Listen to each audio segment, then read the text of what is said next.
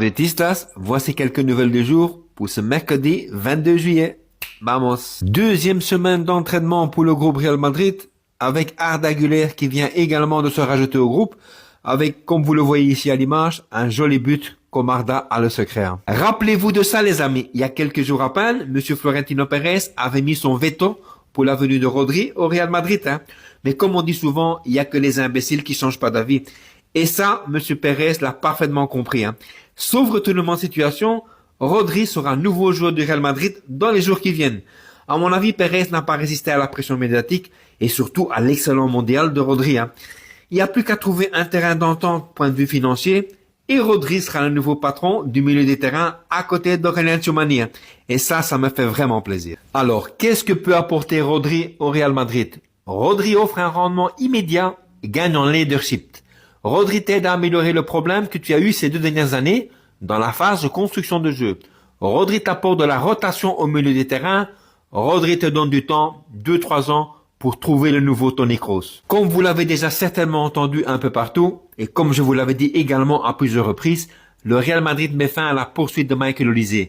La saga du transfert la plus discutée de l'été a atteint une conclusion définitive, suite à d'intenses spéculations liant Michael Olise à un transfert retentissant au Bernabéu. Au fait, c'est tout simple les amis. Monsieur Florentino Pérez a décidé tout simplement de prendre un petit peu de recul, pour l'instant, pour un éventuel transfert de Michael Olise au Real Madrid.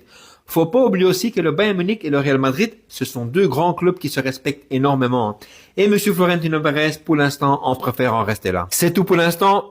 Fabrizio Romano en interview a fait le point concernant le dossier Michael Olise avec le Real. Donc il a été très clair, il a dit si le Bayern dit à Michael Olise éventuellement au Real Madrid qu'il a une chance de négocier un transfert, le Real Madrid sera là. Donc en gros si le Bayern ouvre la porte à un départ, le Real Madrid fera une offre directement pour s'offrir le joueur français. Donc assurez-vous d'être prêt au cas où cela arriverait cet été ou l'été prochain.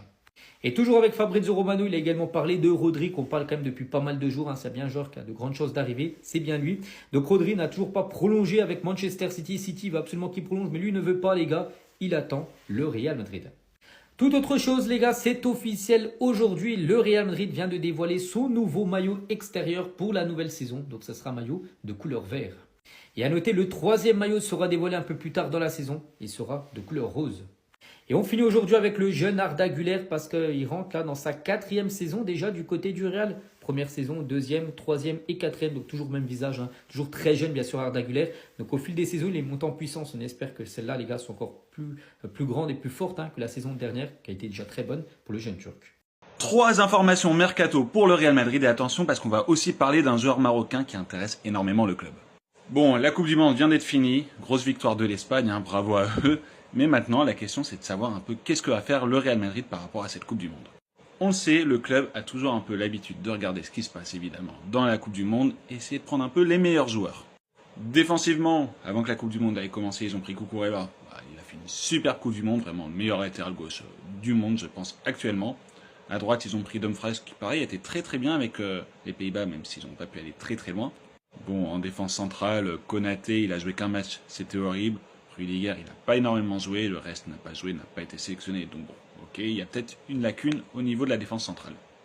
En attaque, Mbappé, super Coupe du Monde, il n'y a rien à dire, il finit avec 10 buts. Vinicius, très très bonne Coupe du Monde aussi, malheureusement, le Brésil n'a pas pu aller très loin. Et Bellingham, également, super Coupe du Monde de Bellingham, qui finit je crois avec 7 ou 8 buts, je sais plus. Mais maintenant, la vraie lacune, c'est au milieu de terrain. Valverde fait une Coupe du Monde très mauvaise. Tchouameni, c'est assez médiocre, notamment contre l'Espagne. Et la question maintenant, c'est de savoir est-ce que le Real Madrid va du coup acheter un milieu de terrain parce que on a bien vu de toute façon durant cette saison que c'était là où il y avait des problèmes. Et du coup, il y a 3 noms qui sonnent pas mal pour le Real Madrid. Bon, ça fait 1 heure qu'il y a la photo de Rodri. Donc vous le savez, de toute façon, ça parle pas mal de Rodri dernièrement. D'ailleurs, c'était une des promesses de l'autre candidat qui avait perdu lors des élections. Donc il y a à peine un mois et demi. Ça parlerait pour lui d'un transfert autour de 30-40 millions d'euros. Enzo Fernandez, transfert autour de 120-130 millions d'euros, c'est quand même très très cher. Après, c'est un super milieu de terrain, à dire, même si bon, il se prend un rouge qu'il n'aurait pas dû se prendre. Enfin, il fait une grosse erreur de sa part. Mais à part ça, il fait quand même une très bonne Coupe du Monde. Et au-delà de ça, c'est un des meilleurs milieux de terrain. Bref, problème, c'est vraiment qu'il est un peu cher. Et le troisième nom, là, c'est le Marocain. C'est Bouhaddi, dont j'en avais déjà parlé pas mal de fois. Il intéresse énormément le club. Très très jeune. Après, voilà, c'est aussi un peu son problème qu'il soit si jeune que ça. Est-ce que le Real Madrid est prêt à mettre 80, 70, 80 millions d'euros sur un joueur qui va continuer, avec qui il va falloir continuer à travailler pour qu'il progresse? Ou alors est-ce qu'ils veulent un joueur déjà prêt qui t'a mis 80 millions d'euros? Pourquoi pas prendre Rodri qui coûtera moins cher, ou pourquoi pas mettre 40 millions de plus et prendre Enzo Fernandez? À voir ce qui va se passer, ça va aussi dépendre des départs. Est-ce que le Real Madrid va réussir à vendre Camavinga ou pas? Bref, tout ça, on le verra de toute façon durant ce mercato d'été. Il reste encore 1 mois et demi de mercato, donc ça va être tout de même très très long. Il y aura pas mal de feuilletons, notamment aussi le feuilleton de Michael Olise. Bref, dites-moi un peu en commentaire ce que vous pensez de ces trois noms. Qu'est-ce que vous aimeriez voir au Real Madrid? Peut-être un autre milieu de terrain, peut-être que vous pensez que le Real Madrid n'a pas besoin de milieu de terrain. Je suis très très curieux de connaître vos avis. En attendant, n'hésitez pas à vous abonner, à liker, à commenter, à partager. Je publie toujours des vidéos sur le Real Madrid. Merci beaucoup.